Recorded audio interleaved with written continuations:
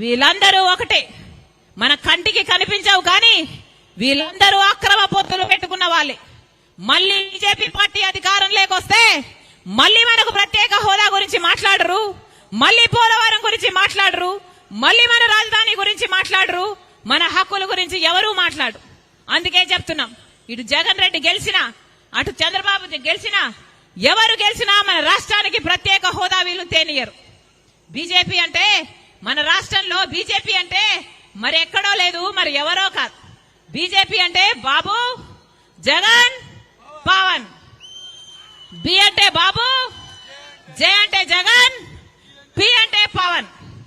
దేశం మొత్తంలో బీజేపీ అంటే వేరే అర్థం ఉంది కానీ మన రాష్ట్రంలో మాత్రం బి అంటే బాబు, జే అంటే జగన్, పి అంటే పవన్. ఇదే బీజేపీ. లేకపోతే